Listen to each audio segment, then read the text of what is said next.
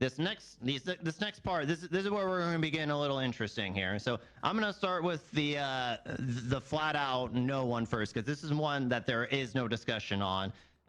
Hostages at medical facilities or police stations, most notably Pillbox and MRPD. These are not allowed under any circumstances. Federal law prevents us from doing that.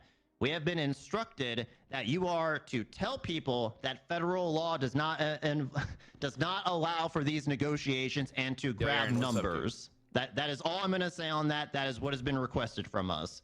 So please do not even entertain this going forward. So just to be clear, if they come up to Mission Row and say, "Hey, I got a hostage," you say, "Federal law prevents me from negotiating with you," and then do I tell them I'm getting their number? I would say, maybe not that part. But I'm getting your number. Stand down. I will tell you what I am saying. Federal law does not allow for these negotiations. I suggest you leave right now. Yes, sir. Okay. But before you go, can you just tell me what your number is? Just curious. Yeah. State ID, please.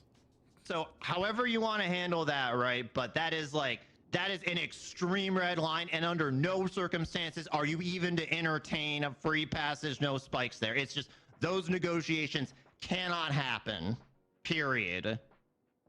I have a question on that. Yes. Can I just shoot them? I would advise against that as well. But if they're, if they're really being insistent, like, no, negotiate or I'm going to kill the hostage. If they are not getting the message, then yeah, you're probably going to have to take the shot. But again, that is an extreme last resort. I would hope that it doesn't come to that. No problem. Yep. Okay. The next red line we're going to talk about: police and EMS hostages. This is going to be a red line, regardless of where it is held. I guess if it's at Pillbox or Mission Row, that is a super fucking red line. But just cops and EMS hostages in general, these are things that we have to discourage as a police force for obvious reasons. The priority of a hostage is their safety. Their safety is our _1 concern. Let me get that out there real quick. However, once that hostage is safe, once that hostage is free and clear, of the situation, you are authorized to use the highest form of escalation available to get those suspects into custody.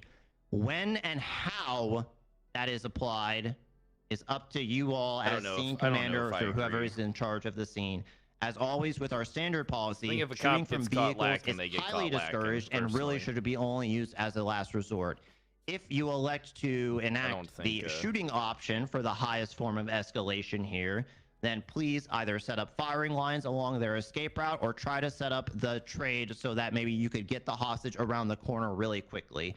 If for whatever reason you are electing not to shoot then because of location, safety concerns, etc., at the very least, I would hope you get extremely aggressive with that vehicle instantly. And I'm talking about like pitting that thing into a fucking wall at a bare minimum.